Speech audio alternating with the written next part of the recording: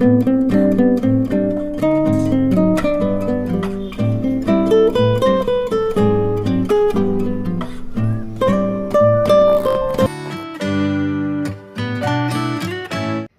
Guys, welcome back to my another blog. आज है वट सावित्री की पूजा और मैं आ गई हूँ अभी फूल तोड़ने के लिए। आज थोड़ा सा लेट हो गया मुझे।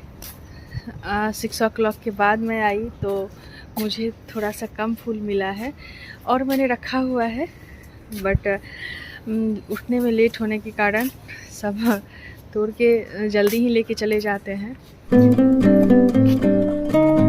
गाइस, यहाँ पे मुझे किसी ने बताया कि पास ही में एक मंदिर है जहाँ पे वट वृक्ष है, तो रोज़ मैं सोच रही थी जाकर के पहले देख लूँगी, बट मैं जा नहीं पाई। तो मैं भी फूल तोड़ने के बाद सोची एक बार देख करके आ जाती हूँ कि वाकई में वहाँ पे वट वृक्ष है या नहीं। कहीं ऐसा ना हो जाए कि मैं पूजा करने के लिए जाऊँ और वहाँ वट वृक्ष हो ही ना। तो अभी मैं मंदिर जा रही हूँ देखने के लिए।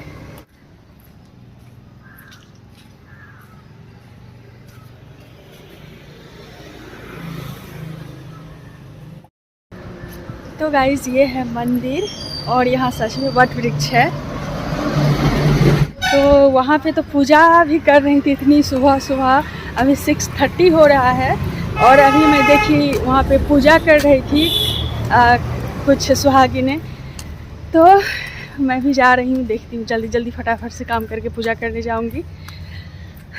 और हमारे यहाँ 14 या 16 पत्ते पे प्रसाद चढ़ाया जाता है, वट वृक्ष के पत्ते पे ही।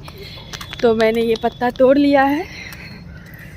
सबसे अच्छी बात है कि बहुत नज़दीक में है यह मंदिर, वॉकिंग डिस्टेंस पे है। फूल लेकर के जैसे ही मैं रूम पे आई तो देखती हूँ यहाँ पे एक कबूतर जो है वो मेरे रूम में आ गया है। ये कबूतर का बच्चा है, बहुत छोटा है, अभी उड़ भी नहीं पाता है।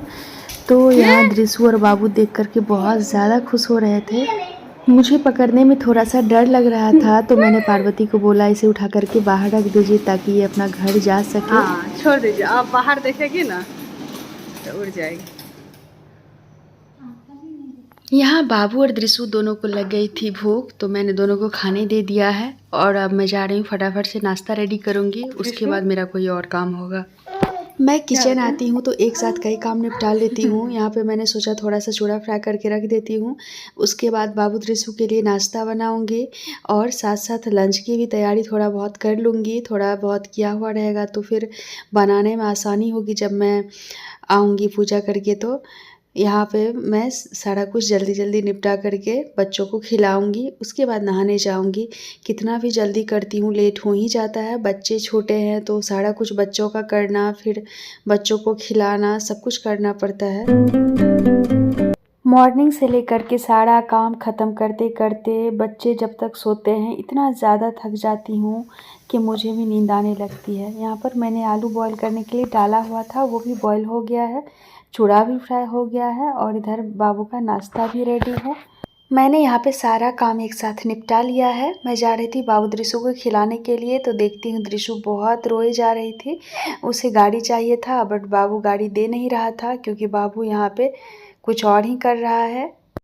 इस लड़ाई को शांत करने के लिए मैंने सबसे पहले यहाँ टीवी चलाया तो दृशु शांत हो गई क्योंकि मैंने उसकी पसंद का चैनल लगाया। यहाँ पे दृशु और बाबू दोनों की पसंद अलग है टीवी देखने में भी।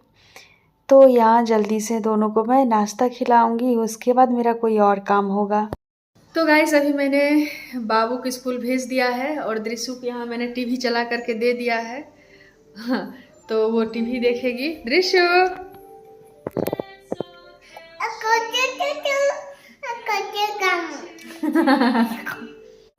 दोनों बच्चों को खिलाने के बाद मैं चली गई नहाने के लिए। उसके बाद मैं आई तो सोची मैं थोड़ा सा आज मेकअप करना तो बनता है। तो मेरा मेकअप ऑलमोस्ट कंप्लीट हो गया है, बस एक बिंदी लगाना बाकी रह गया है।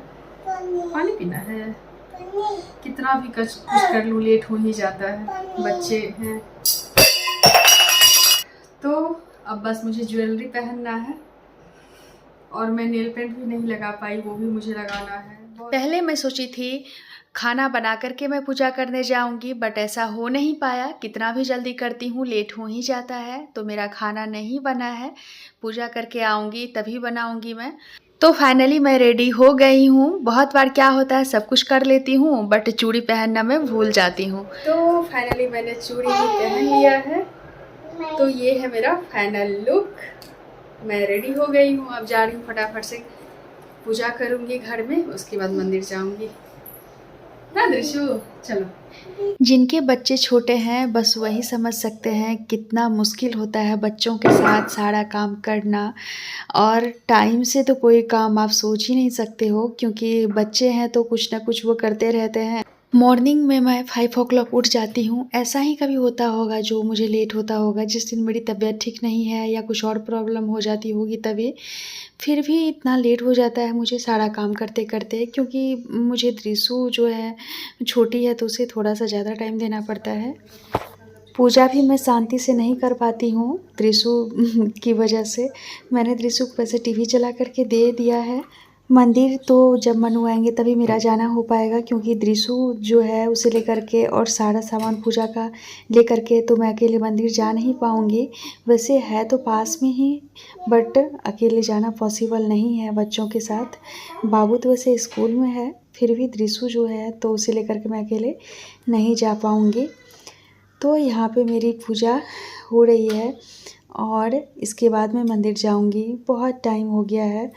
वैसे भी ये पूजा जो है लेट से ही होता है, ऐसा बोला जाता है। यहाँ पे मैंने सारी तैयारी कर ली है पहले से ही, क्या मुझे मंदिर में जा कर के कुछ भी करना ना पड़े, क्योंकि दृशु रहेगी साथ में तो इधर उधर भागेगी, मुझे पता है। तो यहाँ पे मैंने स्वास्तिक भी बना लिया है, शुभ लाभ सब जो कुछ भी कलश बनाया जाता है मैंने सब कुछ बना लिया है। और उसके बाद जो है मनु को मैं कॉल करूँगी और फिर मंदिर जाऊँगी।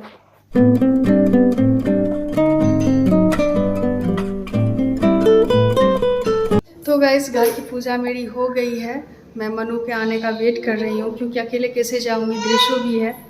हाँ दृशु सैंडल पहना जल्दी, मैं कैसे फिर हाथ धोना पड़ेगा। पहनो ये सैंडल, पहनो दृशु, ये पहनो, ये पहनो, ये पहनो, वो छोटा है, ये पहनो। बहुत सारा सामान हो जाता है पूजा का, ये सारा कुछ ले जाना है तो मेरे से अकेले से कैसे होगा इतना सारा। तो मनु का वेट कर रही हूँ मैं।